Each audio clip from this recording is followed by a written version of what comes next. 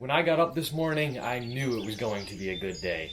Why, you may ask? Well, as I walked into the garage, there sitting on the snowblower, I found my favorite cereal. After enjoying a delicious bowl of Lucky Charms, I found to my right the 4-stroke motorized bike. Now at this point, I thought maybe my day would not be as good as I had hoped. However, instead of seeing all the problems with this thing, I decided to see this as an opportunity. Spring is coming, and I gotta get this thing done. Let's do it. So if you haven't seen the last video on this thing, I had a ton of trouble trying to get this thing going, and even at the end of the video, it wasn't 100%. I could not get the chain to line up with the rear sprocket, and lately I've been trying to mess about with it and put spacers in between the hub of the wheel and the sprocket. However, no matter what I do, I cannot get that sprocket out far enough to line up with the motor. So what I'm going to need to do is drill holes in the engine mount so I can actually move the motor over instead of just trying to move the sprocket out. So it's going to be a little bit bigger of a project, but I'll just throw up a quick montage and see how it goes.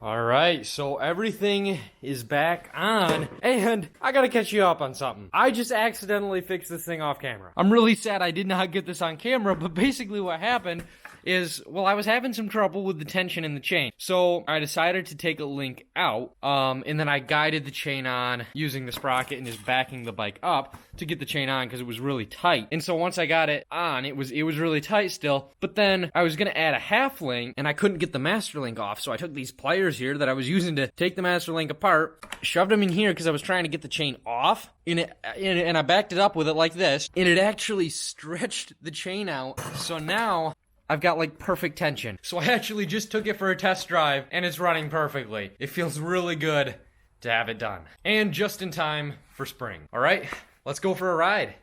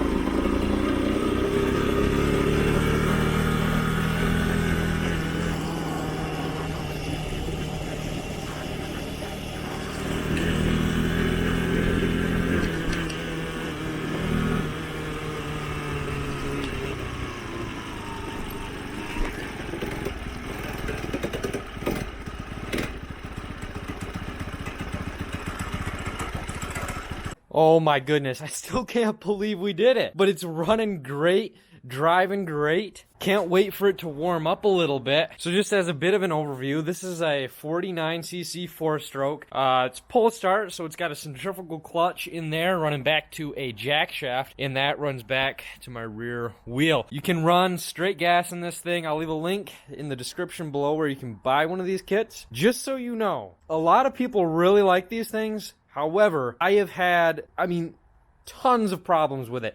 And a lot of it, I think, had to do with the bike that I put it on. However, just as a warning, for me, personally, I've had a lot of problems with this thing. Most of it was just getting that chain aligned. And I think a lot of people do have problems with these mounts. But I know on some of my other videos, you guys got a little bit upset because, well, you guys had a great experience with these kits. However, I don't know. From my experience, they're not super great. But hey, after working out a few of those little issues, it's running great. It's a little bit slower than the 2-stroke.